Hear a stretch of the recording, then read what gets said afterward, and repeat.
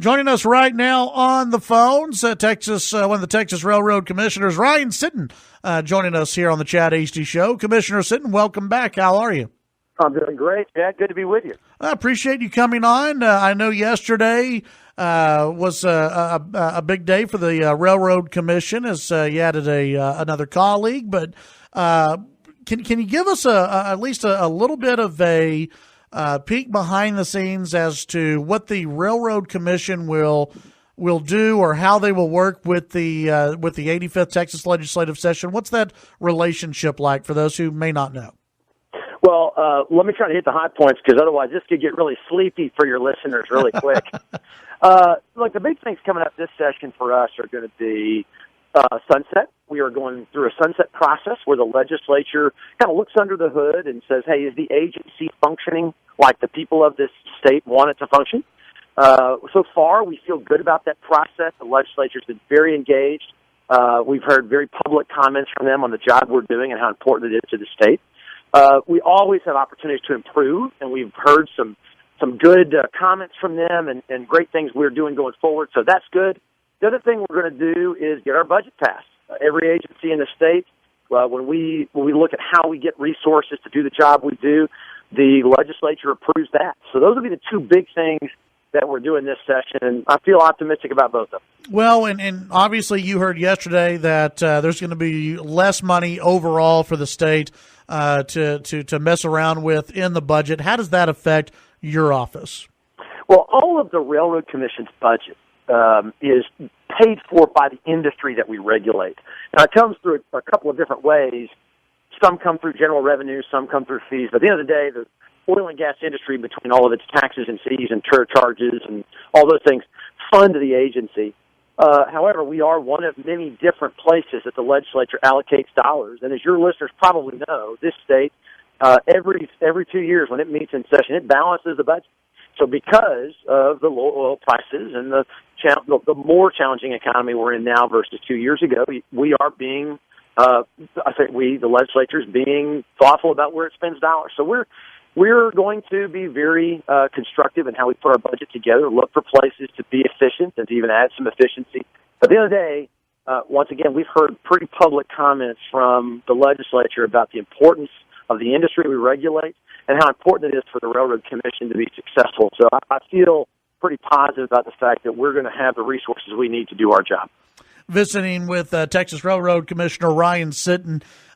Commissioner, looking ahead in 2017, obviously we're going to have a new president in the White House, a Republican. Donald Trump will be president. I'm sure that is good news for the oil and gas industry compared to what would have been a President Clinton. So how does 2017 look in your eyes and for the state of Texas under a President Trump? What have you seen so far?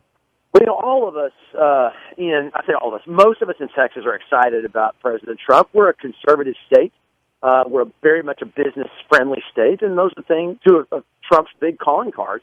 Something, though, that I think everybody in the entire United States should be excited about is the impact that a President Trump and his administration will have on energy.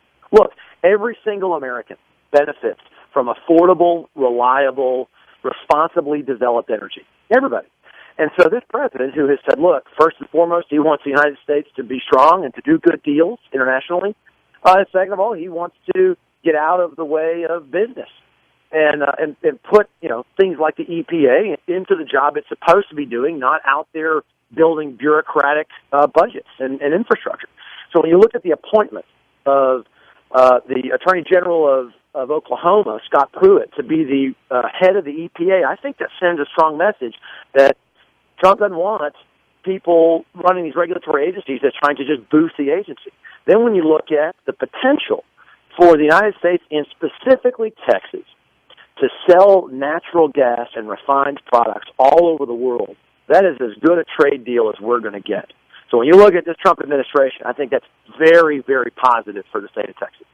When looking at some of the pipeline deals that have been spiked by the current administration in the past, where do you see those going? Are those still able to actually be moved upon by a President Trump? They sure can. In fact, the big one we talk about, the Keystone Pipeline, If that's applied for, that application is advanced now. The Secretary of State, new Secretary of State, would be the one to now approve that international pipeline, and that does symbolize a good deal for the United States, bringing down an additional 800,000 to 900,000 barrels a day of heavy sour crude from Canada down to our refining infrastructure along the Gulf Coast is a good thing for us. Gives us more of that raw product that then we refine and sell wherever we want to.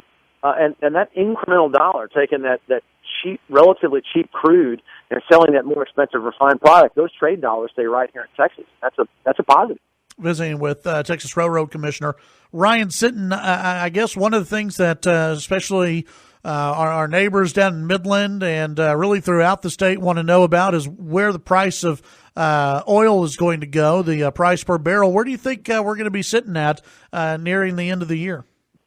So when you look at the course of this year, I've been pretty public saying I think we're going to hover in that $60 a barrel range for a good part of this year. Give or take a little bit, mid-50s to low 60s. But that I think is kind of the sweet spot.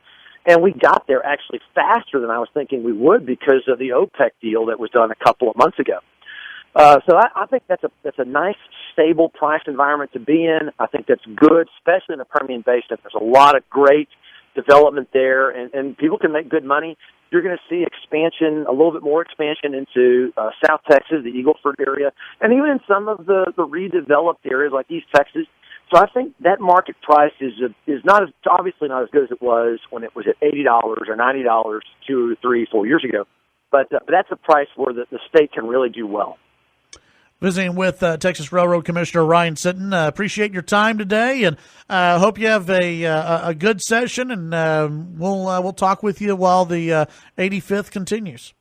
Thanks, Chad. It's always good to be with you, and thanks for having me on your show. Absolutely, anytime. That's Texas Railroad Commissioner Ryan Sitton here on the Chad Hasty Show, News Talk 95.1 FM, 790 AM, KFYO.